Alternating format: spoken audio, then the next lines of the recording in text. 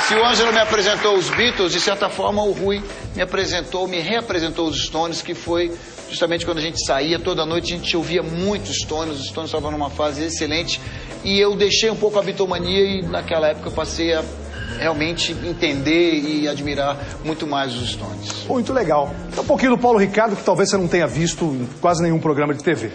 Vale R$3.000. O Rui lembrou que uma vez saiu com você e pagou o maior mico numa casa noturna aqui em São Paulo, porque vocês estavam bolando um plano para fugir do lugar sem pagar, porque nenhum dos dois tinha dinheiro. Nesse momento, o Rui levou um tombo, mas um tombo, saiu rolando pela escada e foi parar em frente ao caixa. O tombo foi tão feio que o gerente da casa ficou preocupado e ele esqueceu de cobrar a consumação na comanda. A pergunta que vale R$3.000 é essa. Você se lembra em qual casa noturna aconteceu esse vexame? Me lembro, uma casa muito importante para a cena do rock nacional dos anos 80. Não era frequente, mas havia uns shows ali muito legais, Paralamas, Legião. O RPM ainda não existia. E eu e o Rui saíamos sempre, a gente não tinha dinheiro, ali já era um lugar mais caro. Era um lugar da moda e tal, numa sobreloja ali da Oscar Freire, na galeria. E a gente foi se empolgando e gastando. E o cartão, quando a gente chegou, a gente olhou os cartões. Tava tudo furadinho? Tudo furadinho, a gente não tinha a menor condição nem de parcelar aquilo ali. E a gente falou, e agora? O que a gente vai fazer? Aí ele falou, vem aqui comigo. Aí ele foi, eu vou fingir que eu tô passando mal. Eu falei, Rui, o que você tem? O que você tem? Você tá legal?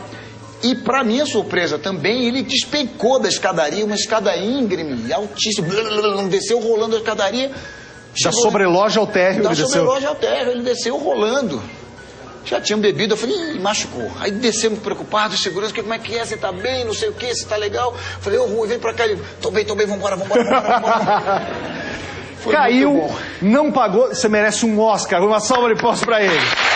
Agora, a casa que tudo aconteceu é... do nosso amigo Ângelo Leuzzi. Desculpe essa, Ângelo. Estamos te devendo essa.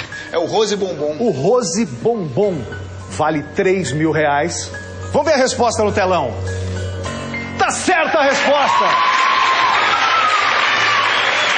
Eu lembro do Ângelo, foi uma época casado com a Cláudia Lins, não foi? Exatamente. Eu ia muito lá também. Muito legal, o Paulo Ricardo está arrebentando a boca do balão. Olha que gíria moderna. Ganhou até agora R$15.000.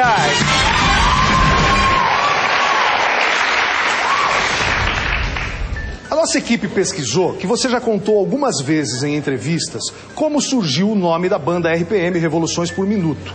Mas você se lembra das duas pessoas que influenciaram na escolha desse nome? Me lembro. Paulo Ricardo tem uma memória de ouro. Patrícia Andrade. Era irmã da namorada do Marcelo Paiva, Fernanda. Olha. E Vladimir Soares, que era dono do Pirandello com Antônio Maschio. A gente ia muito no Pirandello, ali na Rua Augusta. Que era o Espaço do Pirandello, né? Espaço do Pirandello, assim lhe parece. Então, repita para mim os nomes, por favor. Patrícia Andrade e Vladimir Soares. Patrícia Andrade, Vladimir Soares. Eles ajudaram o Paulo no nome RPM. Vamos ver se está certo. Vale R$3.000. Resposta no telão. Tá certa a resposta!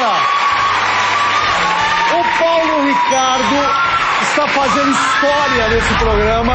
Não errou nada. Até agora ganhou R$18.000. Caramba, Paulo! Erra uma de vez em quando. É que eu sei. Eu lembro. Paulo, este programa marcantes. Hoje, ele é o sobrenatural. Mais uma pergunta que vale R$3.000. O primeiro grande sucesso da banda foi Loiras Geladas, que virou uma música obrigatória em qualquer danceteria do país. E foi com essa música que o RPM entrou para a história com o primeiro compacto remix lançado promocionalmente pela CBS. Ideia de Marcos Mainardi. Você se lembra, Paulo Ricardo, do nome dos DJs que mixaram Loiras Geladas para aquele compacto? Me lembro. Morou muito tempo em Miami, voltou agora. Nós nos encontramos há pouco tempo porque ele remixou uma versão que eu fiz de Insensatez para um projeto lounge de Tom Jobim, que é o Gregão. Gregão. E o outro é o Iraí Campos. O Gregão e o Iraí Campos. Vale R$3.000. Ah, falta. São três. São três? São três. Ih, caramba.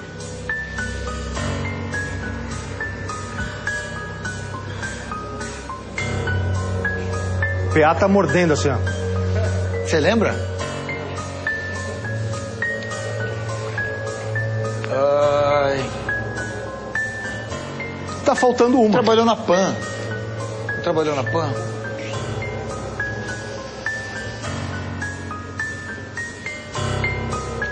Paulo Ricardo vai errar uma. Vamos ver a resposta no telão. Mazei. Falou, o que você falou? Desculpe. Julinho Mazei. Vamos ver a resposta no telão. Tá certa a resposta! Tá certa mesmo?